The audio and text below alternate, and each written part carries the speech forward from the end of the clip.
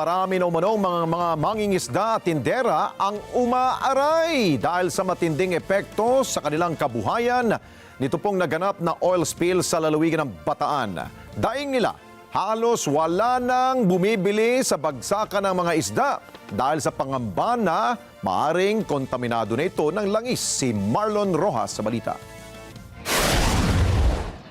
Isa ang lungsod ng Bacoor dito sa lalawigan ng Cavite ang naapektuhan ng kumakalat na langis mula sa lumubog na barkong MT Terra Nova sa Bataan. Halos wala nang namimili dito sa isang bagsakan ng mga nahuling isda sa barangay Talaba, Bacoor na dati namang pinupuntahan ng mga mamimili. Apektado ngayon ang maraming bilang ng mga mangingisda at mga tindera ng isda dito sa Cavite na siyang pangunahing pinagkukunan ng kanilang ikinabubuhay.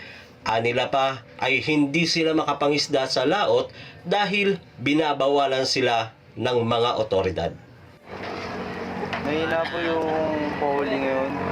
Kasi po di po kami nakakahuli dito sa tabi. Doon po kami nakakahuli sa laot. Nay, kumusta po ang bentahan? Wala, matumal, walang namimili. Walang tira ng Bacoor. Paano po yung hanap buhay nyo ngayon? Ano po ang magiging sitwasyon nyo pagka pangkain ng pamilya? Wala kaming kain pagka hindi kami makabinta.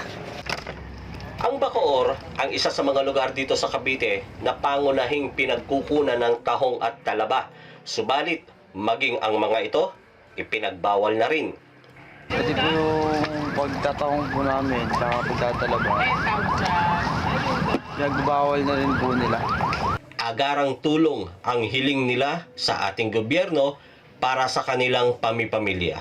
Mula rito sa Bacoor, Cavite, ako si Marlon Rojas para sa Mata ng Agila.